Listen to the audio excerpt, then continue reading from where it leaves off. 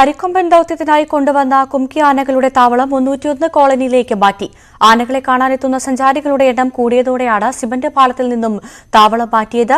അരിക്കൊമ്പൻ ദൌത്യം നടപ്പിലാക്കുന്ന ദിവസം കുംകി ആനകളെ വീണ്ടും ഇവിടേക്ക് എത്തിക്കും. കുങ്കിയാന താവളത്തിലേക്ക് കടന്നുകയറി അരിക്കൊമ്പൻ കോന്നി സുരേന്ദ്രനെ ആക്രമിക്കാൻ ശ്രമം നടത്തിയ സാഹചര്യത്തിൽ ആനത്താവളം മാറ്റാൻ വനംവകുപ്പ് ആലോചിച്ചിരുന്നു. ദിവസങ്ങളോളം അരിക്കൊമ്പൻ ആനത്താവളത്തിന് സമീപം ചുറ്റിത്തിരിഞ്ഞിരുന്നു. മേഖലയിലെത്തുന്ന വിനോദസഞ്ചാരികൾ ആനകളെ കാണാൻ സിമന്റ് പാലത്തേക്കും എത്തിയിരുന്നു. അരിക്കൊമ്പൻ ഉൾപ്പെടെയുള്ള കാട്ടാനകൾ നിൽക്കുന്ന പുൽമേടുകൾക്ക് സമീപം ആനകളെ കാണുന്നതിനായി സഞ്ചാരികൾ നിലയുറപ്പിക്കുന്ന സാഹചര്യവുമുണ്ടായി. ഇത് കാട്ടാനകളെ പ്രകോപിപ്പിക്കാൻ സാധ്യതയുള്ളതിനാലാണ് കുങ്കി ആനത്താവളം മാറ്റിയതെന്ന് വനമന്ത്രി AK ശശീന്ദ്രൻ വ്യക്തമാക്കി. അല്ലെങ്കിൽ ടൂറിസ്റ്റുകളുടെ ശ്രദ്ധാകേന്ദ്രമായി കുങ്കിയാനകൾ മാറിയിട്ടുണ്ട്. സന്ദർശകർക്ക് വേണ്ടത് കുങ്കിയാനകളെ അവിടെ തന്നെ നിർത്തുക.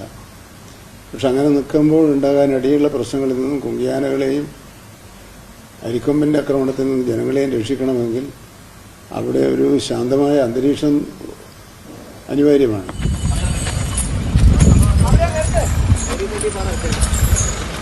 301 കോളനിയിലെ CSA പള്ളിക്ക് സമീപമാണ് പുതിയ ആനത്താവളം. ആനയിറങ്കൽ ജലാശയം സമീപത്തായതിനാൽ വെള്ളത്തിനും കുറവുണ്ടാവില്ല.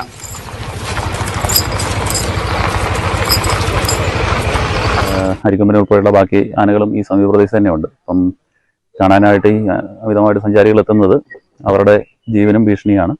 ആയതുകൊണ്ട് കൂടുതൽ സൗകര്യപ്രദമായ മറ്റൊരു സ്ഥലത്തേക്ക് നമ്മൾ മാറ്റുവാണ്. പ്രധാന പാതയിൽ നിന്നും അല്പം ഉള്ളിലാണ് പുതിയ ആനത്താവളം എന്നതിനാൽ വിനോദസഞ്ചാരികളും അധികമായി എത്തില്ല എന്നാണ് കണക്കുകൂട്ടൽ. പുതിയ താവളത്തോട് ചേർന്ന് ദൗത്യ സംഘത്തിലുള്ളവർക്കും താമസ സൗകര്യമൊരുക്കും. ന്യൂസ് 18 ഇടുക്കി.